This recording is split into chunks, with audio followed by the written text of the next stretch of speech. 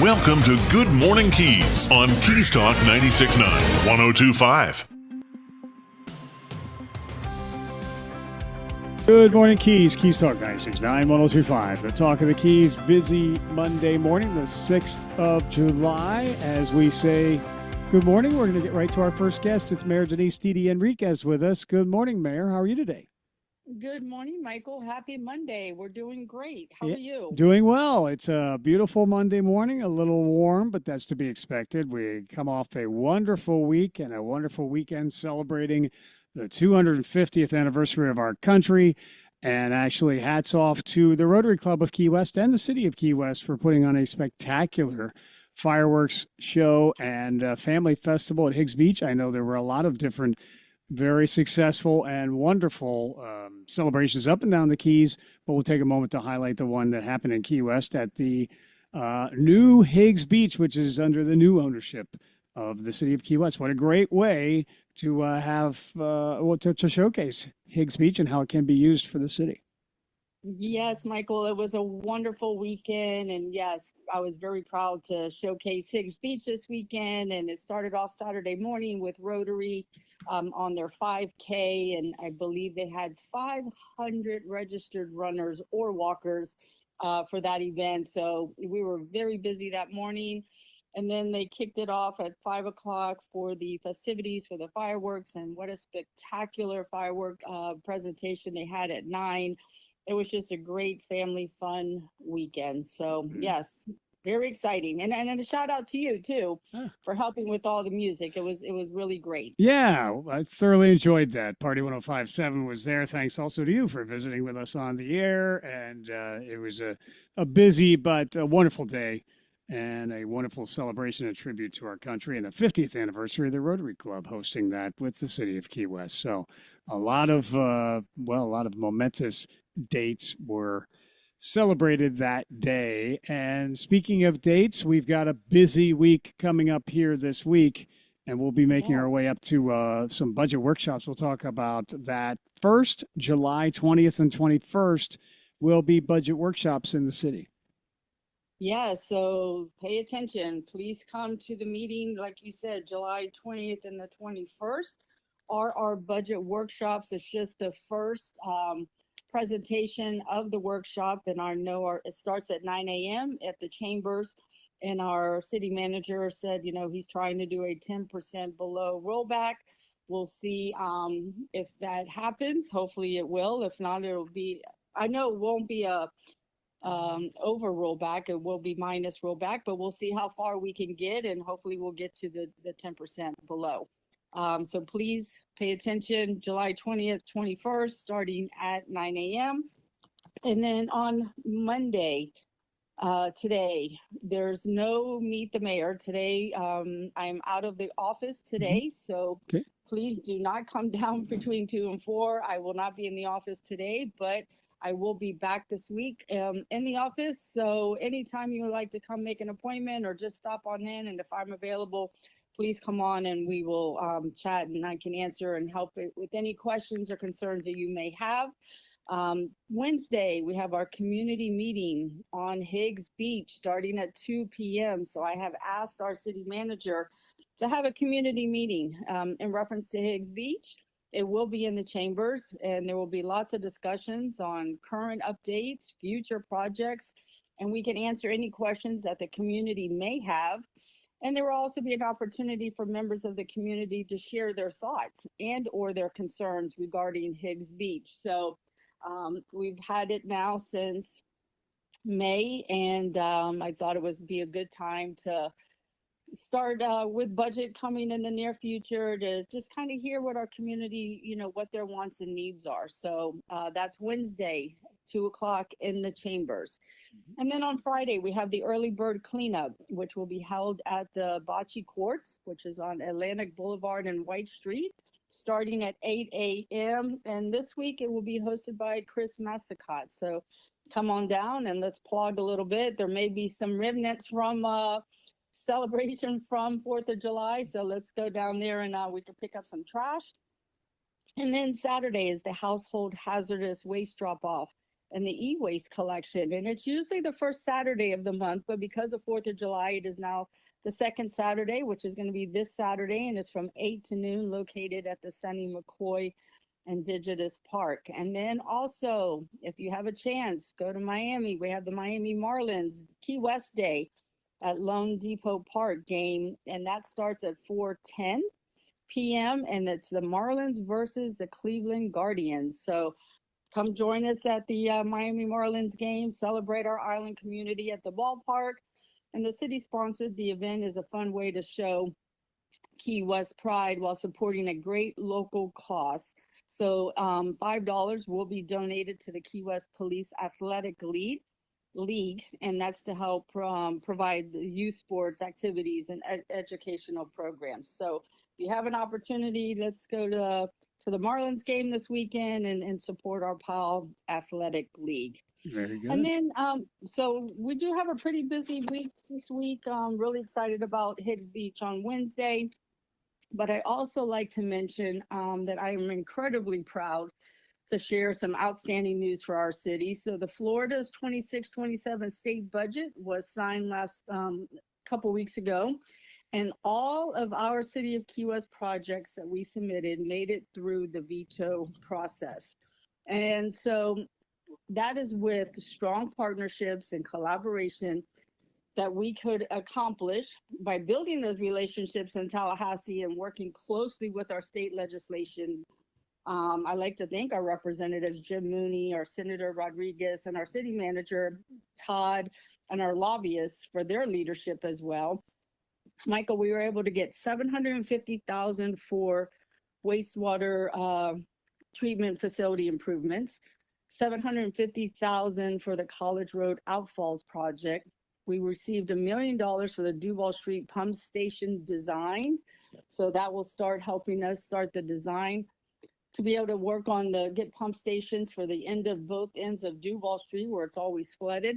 Mm-hmm. And then $3 million for the Stock Island landfill remediation feasibility study. And that's over there at Mount Trashmore. So that was a total of $5.5 million that we received this year. And I will tell you, there was a lot of, the governor vetoed a lot of bills this year. I know our college got vetoed, Miami-Dade, Broward, West Palm, they got the veto pen. So for us not to receive the veto pen, that was something to be very proud of and very appreciative that we were able to receive the money that we did. And I did ask our city manager when was the last time we received this type of money, and he said that they looked back and it could go back as far as 10 years that we received over $5 million. Well, that sounds very encouraging. Again, it is Mayor Denise C.D. Enriquez with us, the mayor of the city of Key West on Good Morning Keys. And does that also include the $4 million grant from the Florida Department of Environmental Protection, or is that additional funding provided on top of what you just laid out? That is additional funding. So that was told to us when he was given his city manager report at the commission meeting. He says, well, commission, mayor, we have more great news. And he had just received the text that he had received another $4 million. So I'm very proud of what we were able to accomplish this year. Yeah, that one will apparently go towards, looks like improving resiliency, protect water quality. It's for stormwater abatement and improvements, et cetera. So that is a totally different source of money from Florida Department of Environmental Protection, the Resilient Florida program. So it looks like we have some of the ability to move forward on some of these projects we just talked about that will help the community. Yes. A lot of good stuff happening at City Hall. Good. Again, it is Mayor Denise C.D. Enriquez with us, mayor of the city of Key West on Good Morning Keys. As you mentioned, another busy week coming our way. We're making our way towards Hemingway Days as well. Lots of things to do and experience here in our city. And then we have the next city commission meeting. It looks like that will occur in August, actually. That is correct. Okay. So first it'll be our budget workshops, and then our next commission meeting will be the first Thursday in August. Okay. All right. Well, that's good news as well as far as the funding and that kind of That kind of improvement is going to be wonderful to see. Is there anything else, though, that we should mention at this time, Mayor? No, I think everything's good. Just have a great week. Hope to see you all Wednesday at the Higgs Beach meeting starting at 2, and be safe out there. Yes, you do the same. Safe travels to you. And it was great to see you over the weekend. We will talk to you again very soon. Thank you so much. Have a good day. Bye-bye. Yes, you do the same. It is Mayor Denise Didi Enriquez with us, Mayor of the City of Key West. Keys Talk 96.9, 102.5. The talk of the Keys.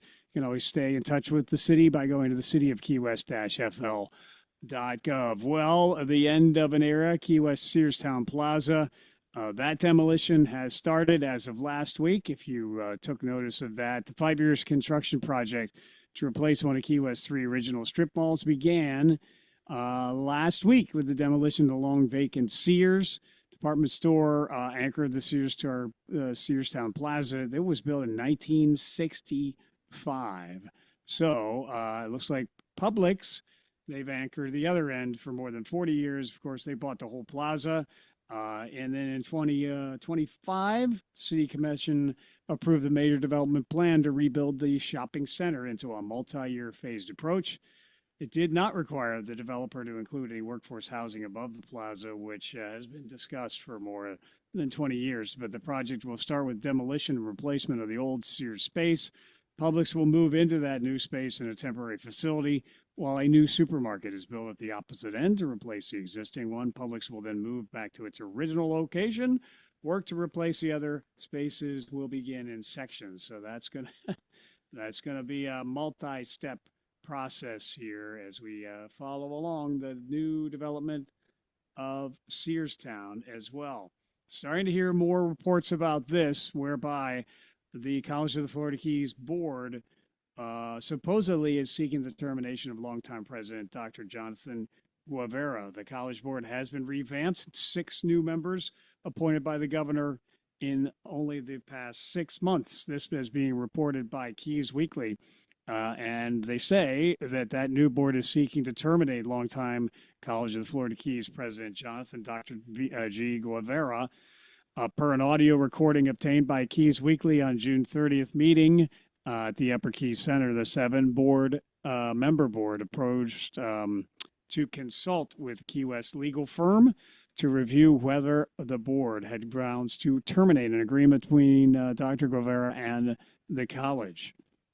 There has been a pattern of the DeSantis administration, according to this report, and that pattern has continued to install new members on college boards across the state. And most notably, DeSantis's handpicked new College of Florida board was subject to national attention.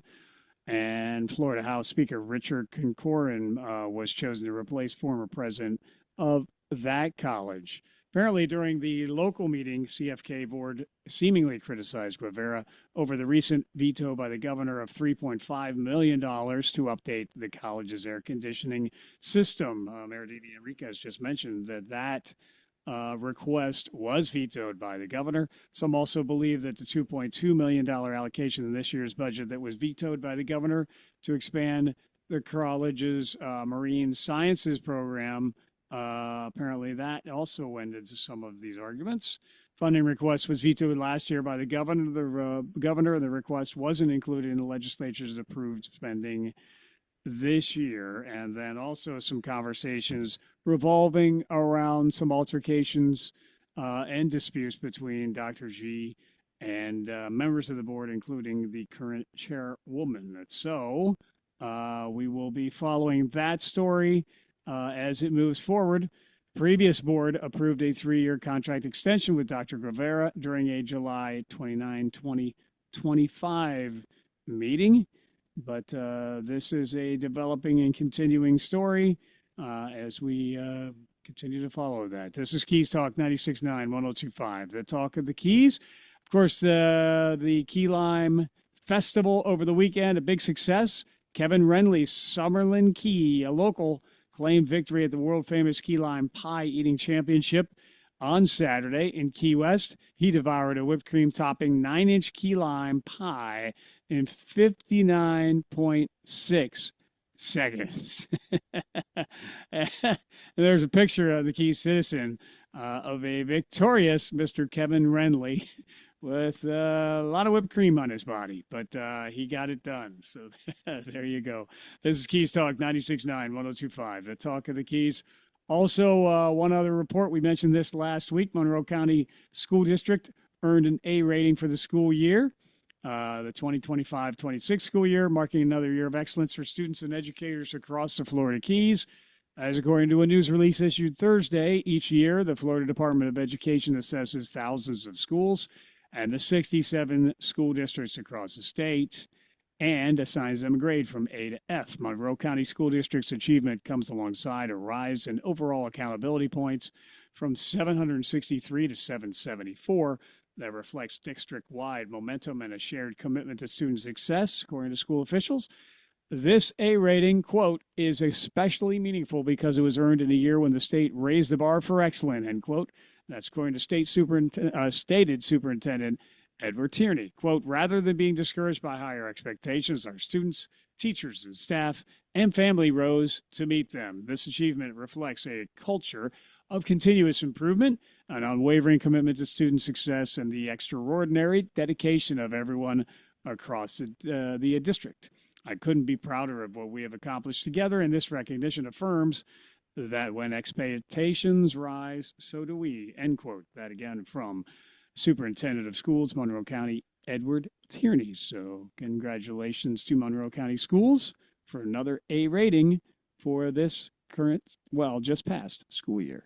This is Keys Talk 96.9, 102.5, the talk of the Keys, and we will be back with more of Good Morning Keys in just a moment. Let's talk trash. I'm Taylor Conrath, and my family's been taking care of your family's trash for years. In fact, we've operated Marathon Garbage Service and kept the Middle Keys clean since my great-grandpa, John Conrath, founded the company in 1950. That's a lot of years talking trash and hauling trash. And these days, we take care of your family's recyclables in addition to commercial and residential waste removal. The Conrath family and our entire team of great employees takes pride in keeping our community clean, from the north end of the 7 Mile Bridge to Craig Key. Now it's my generation of Conraths working together with my grandfather and my dad to continue the tradition and commitment started in 1950 at Marathon Garbage Service. The Conrath family is always there for your family. If you need to talk trash, just call us at 305-743-5165. That's 305-743-5165. Or visit us at 4290 Overseas Highway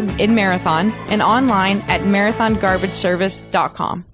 Step back in time. Step back into Old Town. Step into Old Town Bakery with fresh baked treats like pastries, cookies, brownies, and fresh breads made every morning. Enjoy hot and cold delicious ground coffee always brewing and handcrafted breakfast and lunch sandwiches made to order on oven fresh breads. And now Old Town Bakery features spinach mushroom feta quiche and ham and cheese quiche, delectable for breakfast or lunch by the slice. Get a whole quiche pie by ordering in-store with 24 hours advance notice. And enjoy new cream-filled croissants with chocolate or vanilla filling and award-winning fresh baked pies, including their key lime pie, voted the best in the Keys. Pick up their unique Old Town Bakery t-shirts for a friend or yourself and give the gift of deliciousness with a gift card available for purchase in-store. And their catering menu is available to make that next event memorable. Old Town Bakery on the corner of Eaton and Grinnell. Stop in or order online. OldTownBakeryKeyWest.com. Your home is your castle, your sanctuary. Rack Advanced Control brings together the electrical and smart technology that make your home comfortable, secure, and effortless to live in. Imagine music flowing seamlessly through every room, beautiful lighting that adjusts to your lifestyle, motorized shades, climate control, and energy management all working together automatically. From integrated audio and video systems to discrete security cameras and professional electrical services, Rack Advanced Control designs and installs technology that works in perfect harmony. Originally founded in California, Rack Advanced Control has over 20 years of experience serving the luxury residential market and was honored as a 2024 Lutron Excellence Award Integrator. Now with an office in Key West, Florida, Rack brings world-class smart home design and electrical expertise to the Florida Keys. Make your home smarter, safer, and more enjoyable to live in. Call 786-647-9647 or visit rackav.com. Rack Advanced Control. Intelligent luxury, expertly installed. If it's happening in the Keys, you will hear about it here. This is Good Morning Keys on Keys Talk 96.9, 102.5.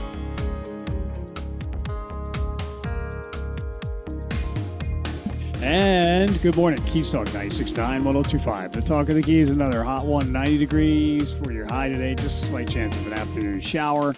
Have your complete forecast here again in just a moment. We're going to say good morning to Christian Griffith with Right Sized Resources. Good morning, Chris. How are you, sir? I'm blessed. Good morning. Yes, your partner in building the best workforce management solutions for your company. It is Right Sized Resources online, rightsizedresources.com. And have you been following the World Cup? I have tried to, but I have not kept up, to be honest. Oh yeah, I'm following it pretty closely. Yeah. Yeah. I'm a big soccer, football fan, whatever you want to call it. Yeah. And we actually have a team that could win this thing for the first time ever. It reminds me very much of 1980 Olympics. Yeah. In the United States. The- So it's a possibility, but we'll see. The Miracle on Turf. So, I played a little soccer in high school and that kind of thing. I didn't know you were a soccer fan. I know you're a huge football aficionado. What's the deal with the red card? What's that whole controversy there? I guess the U.S. got a guy readmitted. I'm obviously not following as I should, trying to follow all the other news. But I can tell you exactly what happened. I can tell you exactly what happened. Yes. So Flanagan is our number one striker, meaning that he's the guy that scores in the middle there all the time. Correct. And he is actually an internationally talented player that a lot of clubs around the world are actually coming after, and he's American. He grew up in Germany, just so you know, but he was born to two American parents while they were serving in the military in Germany and grew up there. So he grew up in a country where soccer is really, really big and became very good. And anyway, he was going for the ball, and another player from whoever we were playing that night went for the ball. Actually turned around and kind of could have got a card hitting us, blocking us to get to the ball. In blocking us to get to the ball, our guy lost his balance and stepped on his foot. He went down. There was no penalty called on the field. Mm-hmm. There was no penalty called on the field because the ref watched it closely and saw that it was just incidental contact. The other team, bitched about it. And so they went to VAR, which is the review, and put it in freeze frame slow motion. And he stepped on the guy's foot, which, again, had it been intentional, was absolutely a red card. Mm-hmm. But incidental contact can virtually never be a red card. Yes. And you can't actually call a red card on slow motion review. That's the rule. Mm-hmm. So the Europeans are crying because they overturned it because they thought they could knock us out. But in reality, the rule should never have happened. Okay, so anyway, they're gonna appeal it today. They may try to get him out again, but we'll see. If he doesn't play, he doesn't play. This team then played for the second half without a player down against them and outscored them with less players. So people are forgetting all of these things. We played a international top 15 team in the second half with only 10 players, and we beat them with only 10 players. So if we don't have to play with this guy, we could probably still win this game. We're actually favored in Vegas, but we're favored by more if he plays. But we'll see. Well, talented striker is pretty important. I remember that much. We could use all the tools we could use. But, yes, incidental contact going for the ball is not a red card. That's yep. Yeah. Well, especially when the contact was initiated by the other team. Yeah, right. Exactly. Yeah. Pretty flagrant a bad call there if that were to stand. But, wow. Okay, well, thank you for that update. I did not have the time to catch up on that as we've got so many other issues internationally happening. Sure. We're getting involved again in trying to mediate the Ukraine war and all that other stuff on top of our own wars. Yep. So plenty to follow along. But thank you for that. I knew you could be relied upon to have sports knowledge. You also are relied upon to have resource knowledge, which is coming in the way of right-sized resources, decades of helping companies in the Florida Keys and, all over the place save millions of dollars over the years in running their business. So talk about how you do that. Well, again, when you run your business, there's two ways to make money. You either increase your sales or you decrease your costs. Doing both simultaneously is my suggested method, because that increases your profit. So if those things aren't important to you, I call your company a nonprofit. You know what I'm saying? Mm-hmm. But if they are important to you, we help you out. And when sales aren't going up and you need a little bit extra, and you're upset about whatever's going on around the world that's costing you more money, do something about it, and we can help out. And every little thing matters. I think any company, it's probably, as individuals, the same thing. It's probably a good exercise at least once a year to tighten your belt and look at, hey, how are we doing things? Are we spending too much money? Are we throwing money away? Are there opportunities that we're missing that we don't know about? And how many companies actually have the time and effort to spend time figuring these things out? So that's what we do. And we do it in the most important portion of your business that is commonly overlooked, which is just literally managing your employees, paying them, making sure their taxes are done, if you're offering benefits or not. There's a whole host of things that we do. Again, you've got people think of it like it's very simple, because you can pick ADP or one of these large companies and just use them. That's great.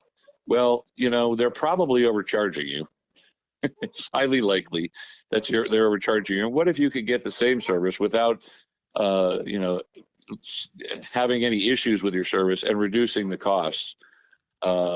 Whether it be with that company or another company, doesn't really matter. We represent all of them. We represent every payroll company on the market. I kind of equate it to getting an airline ticket right now. We're so used to not doing that anymore, because those of us who remember prior to Travelocity, or one of these online websites that has contracts with everybody, we used to literally go and pick up a phone and call American Airlines and call US Air and call blah, blah, blah, and find out who flew where and then what were the best prices. That's how we did it. Or we went to a travel agent and they did that for us. And now what we do is the same thing, only for these resources: workers' comp, health insurance, benefits. And if you want to know whether you are in the best situation, it's very simple and easy to find out. You can go to our website, www.rsrsave.com.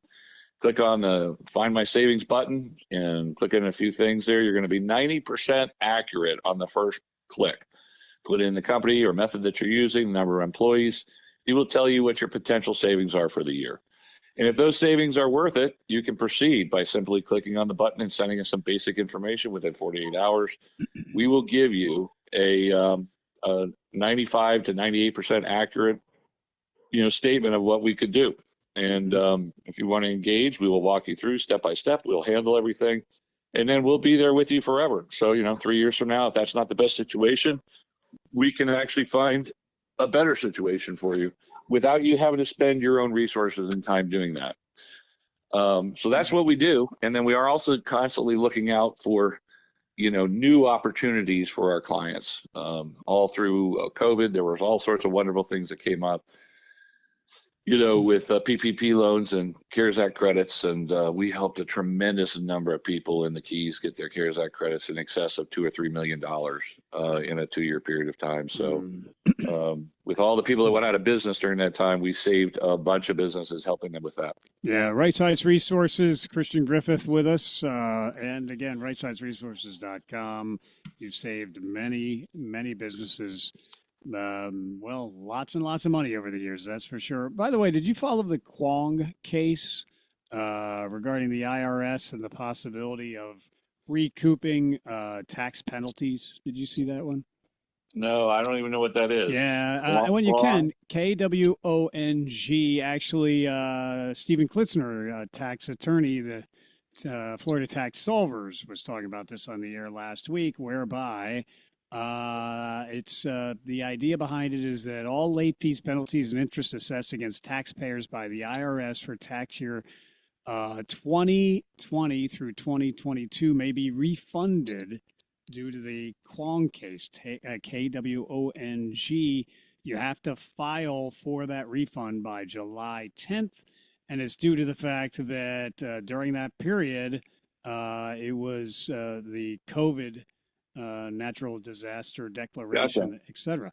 And the idea is that actually all of the taxes, individual as well as payroll tax filings, were not technically due until the disaster was declared over, which was July of 2023. So if you filed late during those 3 years, you actually are not late according to this lawsuit, which is being appealed, but it has been upheld by the federal courts.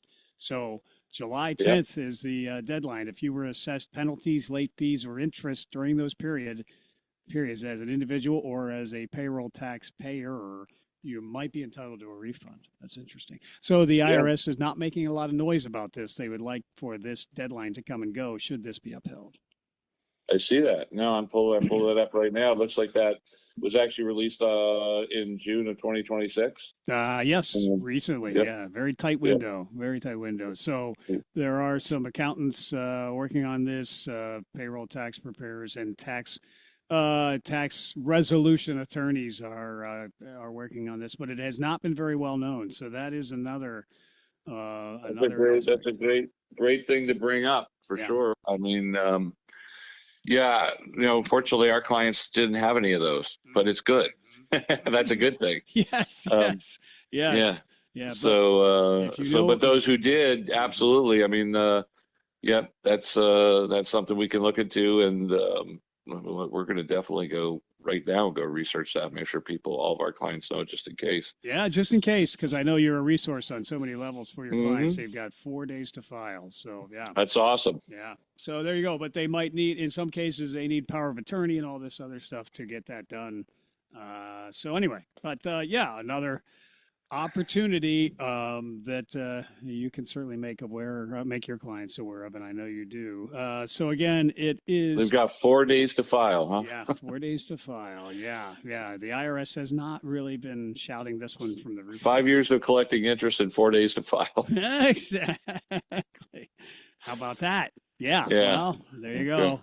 All right. Well, a number of good pieces of information this morning. RightSizeResources.com is where you go for your workforce management solutions. Absolutely. And you've been doing that on behalf of clients for many years here. So, Christian, I'm going to let you get back to another busy day. When's the next World Cup? Is that tomorrow? Tonight. 8 o'clock. Tonight, 8 o'clock. So the FIFA's on their, they're actually in an appeal right now to determine whether this guy can play or not for tonight at 8 o'clock. Okay. So, tight window. So, and this is sudden elimination. Oh yeah, this is it. This is it. Yeah, we would. This will be a tough game for us for sure. So, I don't know. We're favored even without the player. All right. Well, to win, so we'll see. We'll be following that as well. So anything else we should mention at this particular time, sir? No, that's it. Other than, we're still trying to finalize the project for for Penny up at the Big Pine. Yeah, Big Pine. So we actually have about $2,000 worth of materials to finalize the ADA ramp there at the Key West Visitor Center. And we have people that have now said, hey, you know what? I have some of these materials. I can just donate the materials. So we're getting people that are donating the materials, the brackets, things that they need. So I'm going to figure out how to post a list somewhere of the specific things we need. So if you have excess wood somewhere or some of the things that are on the list, if you can drop it off, that would be great too. Did they drop it off at the visitor center? Is that where it should go? Yeah, they could just drop it off if they have it, drop it off at the visitor center, and they'll put it out back and use it towards finalizing this thing. It's so close. It's 99% built. There just was an issue with the order, who we ordered the stuff from. Misjudged a few final pieces, which is now about $2,000. And so all of the money is out of the project, but we are looking to get this thing finalized as quickly as possible. Good. So we thank you for heading that up and making that possible. We're almost there, so any additional help will be appreciated. Yeah. Well, thank you. Yeah. Thank you for what you guys do. Absolutely. Well, you have a wonderful and blessed day, sir, and we will talk too. soon. Indeed. God bless you. You Bye-bye. too. Thanks. Bye now. Christian Griffith with Right Sides Resources, rightsidesresources.com, where you find out more. This is Keys Talk 96.9, 102.5, the Talk of the Keys. We return with more Good Morning Keys in a moment. Good morning, dear. Breakfast almost ready? In a minute. So did you happen to call someone about spalling repair for the house? You know what? I knew I forgot something yesterday. Honey, you know how important spalling repair is, especially here in the Keys. If that spalling damage gets any worse... Don't worry. I'll call Design Center in Marathon. When? Today. How about now? Okay, dear. Now. Design Center, the most efficient spalling contractor in the Keys, providing the fastest results. With over 40 years combined experience in spalling repair and a member of the International Concrete Repair Institute, Design Center can handle the largest jobs to small structures. They also handle quite a number of condominium and county projects. Mention this ad or the program you're listening to and receive 10% off your spalling repair. Visit DesignCenterFL.com or call 305-735-4042. Design Center, 6677 Overseas Highway Marathon. License number CGC 1523838. Remember, mention this ad or the program you're listening to and receive 10% off your spalling repair from Design Center. This is Ollie North for 4-Star Rentals. 4-Star Rentals is the most complete rental store in the Keys. They can provide rental equipment for every do-it-yourself project from your house to your yard. Bobcats, chippers, chainsaws, and tile saws, you name it, they have it. They also deliver throughout the Keys. That's 4-Star Rentals. Model marker 4.5 on Stock Island. These guys are really good. That's 4-Star Rentals. Go see them soon. Check us out. What Colonel Ollie North says is absolutely true. We're locally owned and operated. We offer a fleet of delivery trucks for fast all-in-one delivery. 4-Star Rentals is the oldest tool rental and party store in the Florida Keys. We make it easy to get that job done for that party or very special event. We're located at mile marker 4.5 in Key West, or just call us and we'll come to you. 4-Star Rentals, 294-7171.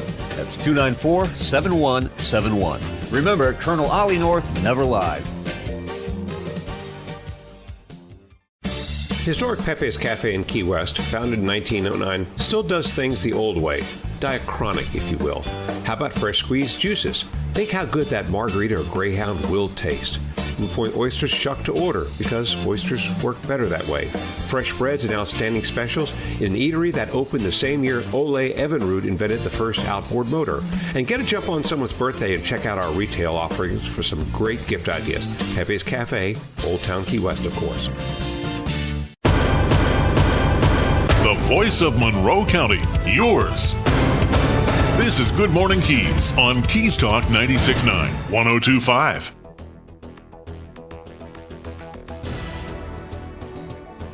And Good Morning Keys, Keys Talk 96.9, 102.5, the Talk of the Keys. And speaking of the Back the Blue Deputy of the Month, we're going to say hello to his boss. It is Sheriff Rick Ramsey with us. Good morning, Sheriff. How are you, sir? Hey, good morning, Michael, and good morning to your listeners. I'm doing great. Just driving down US 1, getting ready to go back to work after a holiday weekend, which was awesome. So all good on this end, my friend. Yes, sir. Well, thank you so much for being here. We had a busy holiday weekend indeed. A lot of things happening throughout the community. And let's actually start with a couple of incidents at the same bridge. That's fairly unusual. The Harris Gap Channel Bridge. First, we had a motorist who fell asleep at the wheel and actually ended up going off the bridge into about 100 feet, I believe, from shore, something of that nature. And the truck finally did get submerged. Luckily, all three occupants of the vehicle did make it out okay. But again, it's being tired while driving certainly is a hazard. We had a lot of traffic here over the weekend, and this individual unfortunately fell asleep at the wheel and ended up in the water. Yeah, this is sad. Nice holiday weekend. People are coming down to Keys to enjoy the weekend. 3 people on board this vehicle. It was a Chevy Silverado pickup truck. The driver fell asleep. When he did, they went off the road, off the bridge into the water, jettisoned out there pretty high speed. Thank God no one got seriously hurt, but the car floated for a little bit. All 3 eventually got out and swam to shore. The vehicle went about 100 plus feet out before it submerged and sunk and sat on the bottom. So we had police, fire, rescue out there trying to deal with that. And at some point in time, we had to do a complete road enclosure where we had a Class B wrecker come out there and had to string cables out with divers, drag it to shore, then pull it out onto the shoreline. So it did cause some traffic delays on a holiday weekend. But overall, we're glad no one got seriously hurt, but it was a total loss to the vehicle for sure. Yeah. Yeah, and then we had another boat that got damaged at the very same bridge, Harris Gap Channel Bridge. Someone trying to go under that bridge, and they did not quite make it. And as a result, we actually had someone who was a trauma patient there as a result of injuries sustained in that crash. Yeah, the Harris Gap Channel Bridge is about the 17-mile mark around the Sugarloaf area. It's a small bridge. So there was a boat. It was a center console. It was a Key West hull. It was probably about a 22-foot boat thereabouts. Center console was on plane, going to try to come under the bridge, but the T-top was too high, and it could not get under the bridge, unbeknownst to the operator. Must have been a novice operator, I presume. So as we're going, the T-top struck the bottom part of the bridge, which ripped the T-top off away from the hull, and then went backwards towards the stern. And behind the console was the two occupants, the operator and a passenger, who had the center console come back on them. One person had a severe trauma alert to the leg with a severely broken leg, to the point that it met trauma protocols. Our friends in police, fire, rescue all arrived to deal with the situation. The trauma alert was warranted.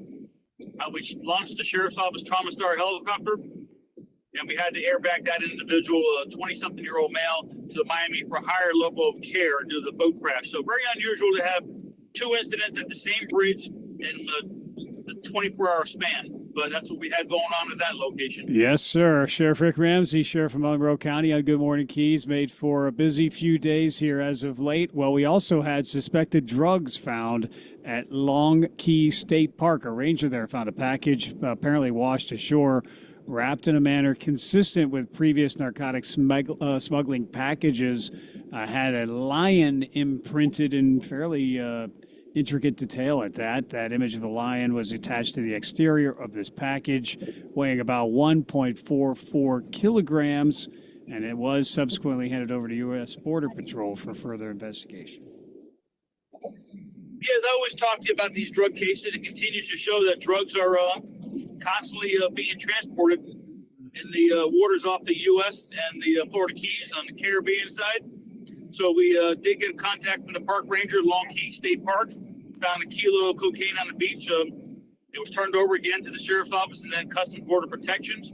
So it's always the mystery of drug smuggling in the Keys is alive and well. But we always talk about, as much as we appreciate how much drugs are turned over and found by boaters and beachgoers and residents behind their canals, we always wonder how much is picked up and is not turned over. And we've seen that over the years where those drugs have hit the streets, been sold to the streets, or even turned into, people hurting or killing each other over all the drugs that were found. So it's, but we are thankful to have those turned in. Again, when they are turned in, those packages, they're analyzed for intelligence reason. We look at the packages, government, and a lot of these packages that have these lions or other markings, they're not there to be funny. They're there to identify who owns that load. Sometimes drugs will come in where drugs are going to multiple different sources, and certain markings will indicate who it's going to, or sometimes the markings indicate who made the drugs, what cartel. So they're looking at how long's it been in the water based on growth of barnacles or any type of algae. They're trying to determine if they could put it to a certain load they knew that was supposed to be coming in. They're trying to determine who are they going to, person or persons. Where were they coming from origin-wise, what country? So they can gather a lot of intelligence before it's destroyed. The chance of tying it to someone for criminal charges is almost zero when you find someone just floated to shore. It's just, again, more for intelligence gathering and to get it so it doesn't wind up on the streets in some manner or form.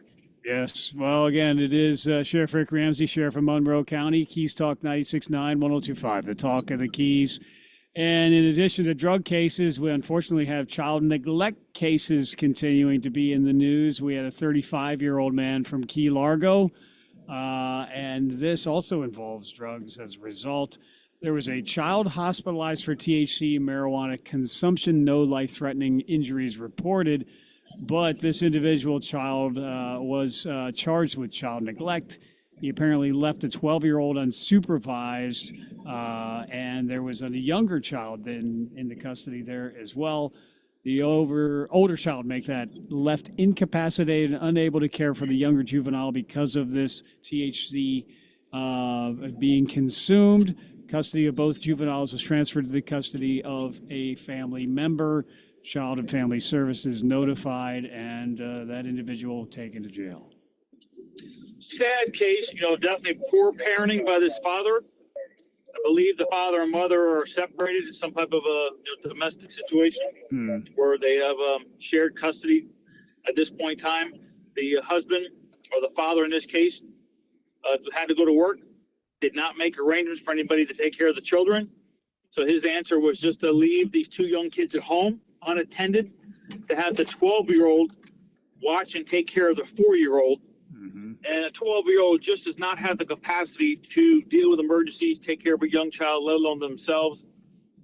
And on top of that, the father did leave THC vape pens, cartridges in plain view in accessible areas to these young children.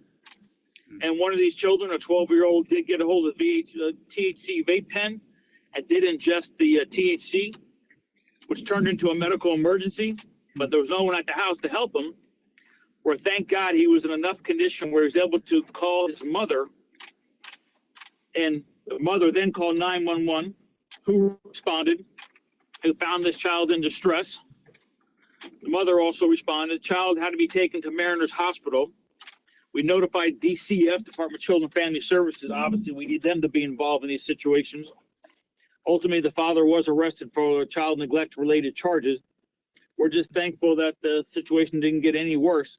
But you cannot leave children watching children, and you cannot leave children unattended. There has to have a plan. Kids are a lot of responsibility, but if you're going to have children, you have to step up to the plate and be a parent and look out for their best well-being. In this case, that did not happen. Yeah. Well, and also, Sheriff, another child neglect case where younger children, even younger than the ones we just discussed, were left unattended, apparently in cribs at a resort in the Upper Keys. The couple decided to go to the pool, were drinking, left the children unattended for a period of time. Reports are at least in excess of a half hour or more. The children, at least one was crying, and again, it was found they were left unattended, and that couple also has been charged. This is ridiculous. This is stupid. They're at the Reef House Resort, really nice resort, down here on vacation. They have two young infants that are in cribs. How small these kids are. These are newborns. And they decided they want to go hang out, be on vacation and party, and they didn't want to deal with the kids. So they just left the kids in the pool, in the cribs. They went down to the pool, ordering drinks. They're in the pool, hanging out, drinking, partying, having a good old time. And video shows at least an hour that these kids were unattended, these infants. And we got involved because housekeeping heard the kid screaming in her room, just frantic crying and screaming. So police got called. We had to get in there, and they went to the pool. The employees looking for the parents. By the time we get there, the parents later on said, "Oh, they were fine. We had a baby monitor. We were monitoring a baby monitor, but it wasn't working. It wasn't anywhere near them. They weren't monitoring. If you were monitoring, you would have heard the frantic screams from these infants, and you would have rushed right back to render some aid or see what was going on." So they just decided they were just going to leave the kids in the crib and let them fend for themselves while they were drinking at the pool. So we did arrest these two numbskulls. This is poor parenting at its best, and it's sad to see this display of adults, parents willing to leave these kids in harm's way and just to fend for themselves. It's hard to understand. It is. Well, Sheriff, we also have another example of very poor parenting, if indeed this was the parent, but certainly This guy tried to pass off his crimes on a juvenile here. 51-year-old from Florida City was stopped at a traffic stop, and possession of cocaine was a resulting charge and other charges after he attempted to hide drugs on a teenager juvenile who was also a passenger there. He apparently forcibly tried to have that child, that minor, hide the drugs for him. 10.1 grams of cocaine found on the juvenile, amongst other things, and drug paraphernalia. The juvenile was not arrested, but the adult was taken to jail in this case. Yeah, sad situation, but this resulted from a traffic stop. We say how much stuff comes from our just normal traffic enforcement. We stopped the vehicle for expired registrations on the vehicle. And as we were stopping the vehicle, the adult male driver apparently had drugs on board and was worried about getting caught with the drugs. So he did hide over 10 ounces of cocaine on this juvenile, on the pockets, forced him to hold the drugs. We got to the car. You could smell the odor of marijuana coming out of the car. So eventually we did determine find the drugs on this child. And ultimately, we were able to investigate, talk to the child, find out what took place, and that this person did hide the drugs on this juvenile. So he was charged with child neglect, trafficking cocaine, possession of cocaine with intent to distribute charges, tampering evidence charges. So multiple charges are coming his way. We did take this child into custody and not contacted DCF. I'm not sure the relationship between the driver and the juvenile passenger. So I'm not sure if there's what that relationship is. But again, several cases involving children, and these are all preventable stuff. All people are doing dumb stuff that doesn't have to happen, but are putting these kids in harm's way. And we're going to continue to try to protect the kids in this community, or kids that are, living here or coming down with other people. Most of these people are from Miami-Dade or other areas that we deal with on a regular basis. But we're going to protect whoever's in this jurisdictional area the best we can. And we're going to hold people accountable no matter where they live in this area for crimes that they're committing or about to commit. Yes. Well, and then finally, Sheriff, we're also protecting those who are defenseless, and that is animals and pets. We had a 20-year-old woman from Miami-Dade County. She was arrested after leaving a dog in a hot vehicle in Key Largo without food or water. This happened around 6:11 p.m., which is later in the day, but still the inside temperature of her vehicle exceeded apparently 100 degrees. Vehicle was not running. The dog was barking, panting heavily, appeared to be in distress, was later treated and appears to be okay. But she, or the owner of the dog, was taken to jail after being charged with animal cruelty. Yeah, thanks for Good Samaritans for calling the sheriff's office. Otherwise, this animal would probably be deceased. We got the call just after 6. The witnesses say the dog was in the car for an excess of an hour, so probably around 5 o'clock, which is still pretty warm. Those cars get heated up immediately. Windows up, AC, car turned off, locked up, small little dog inside the car, no water, and that car had to be in excess of 100 degrees easy. So we did get a call.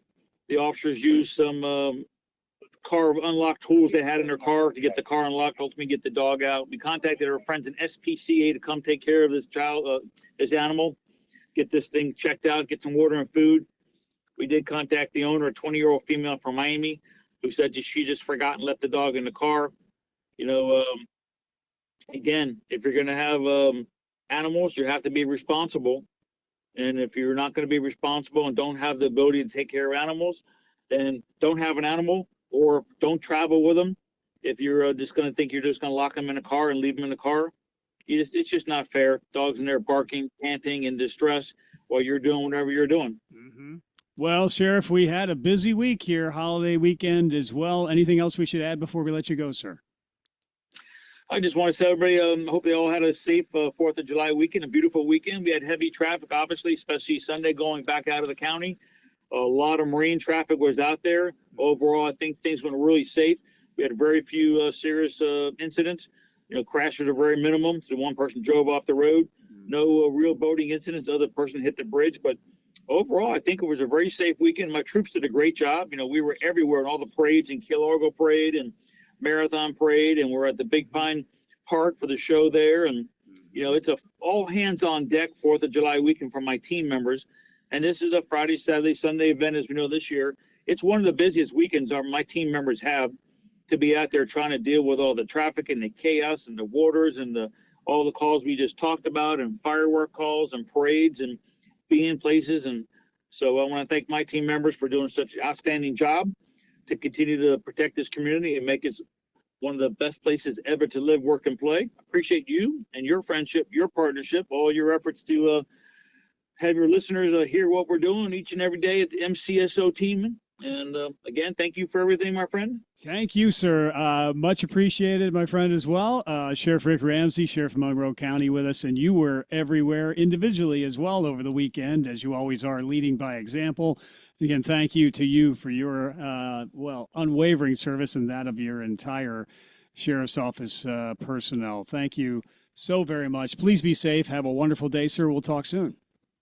Take care. Goodbye. Yes, sir. Sheriff Rick Ramsey, Sheriff of Monroe County, Keys Talk 96.9, 102.5. The talk of the Keys. Time for Glenn Beck.